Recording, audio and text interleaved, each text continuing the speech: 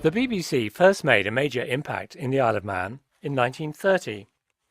On May the 5th, a festival of speeches, poetry readings and music was held in the Villa Marina to celebrate the centenary of the birth of the Manx national poet, T. E. Brown, and that same evening there was a BBC broadcast from Manchester, which included readings of Brown's poems by W.C. Clegg and a performance of some of Vaughan Williams's settings of Brown's poems.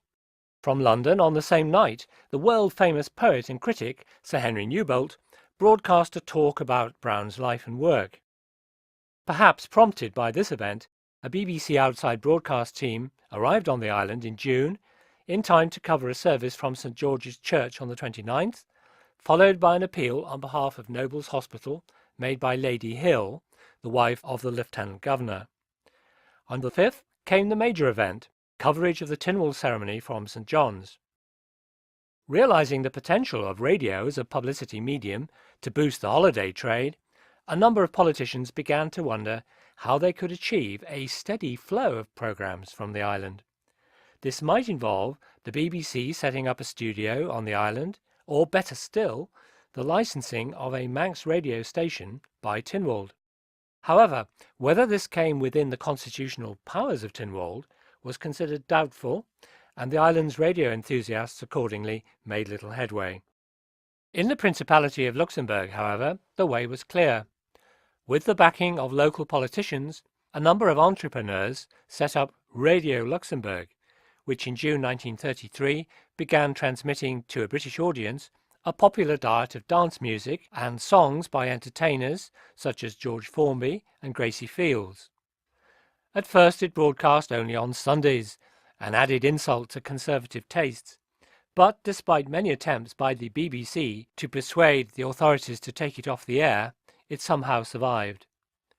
Luxembourg was a successful commercial proposition because it simply sold airtime to its customers, who were then responsible for presenting the actual programmes.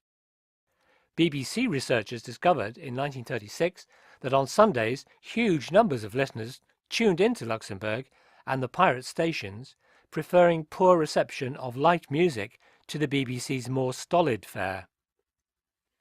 Impressed by the success of Luxembourg, Harry Cowen, a Manx lawyer and MHK, raised in Tynwald the question of an independent radio station for the Isle of Man in 1934, asking the Governor whether he was aware that owing to an agreement between the Postmaster General and the BBC, it is impossible to erect in this island a broadcasting station, and if His Excellency would explain to the court the whole position of broadcasting in this island.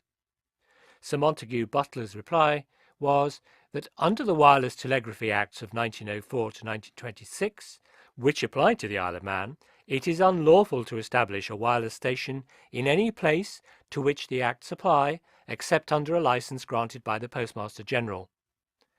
Cowen's spirited response was to ask that at the expiration of the present BBC licence, Your Excellency will be good enough to ask that this court should be consulted before any agreement is entered into by which the island would be bound, a request accompanied by resounding cries of "Hear, hear." However, the spectre of a constitutional clash with the UK over broadcasting, as a result of which the island might lose some of the privileges it currently enjoyed, made members of Tynwald cautious, and nothing further was done. The pirate stations and Luxembourg soon disappeared after war broke out in 1939, and the BBC turned to the task of serving a wartime community. After the war, the Isle of Man let slip a major opportunity to set up one day its own radio operation in competition with stations like Radio Luxembourg, which began transmitting programmes again.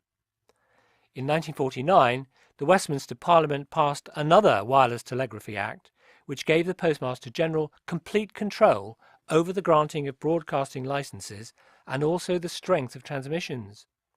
The constitutional understanding which existed between the UK and Tynwald at that time was that the UK could not legislate for the island without the consent of Tynwald, and there is little doubt that had members of Tynwald decided to prevent this Act or certain provisions of it from applying to the island, they could have done so.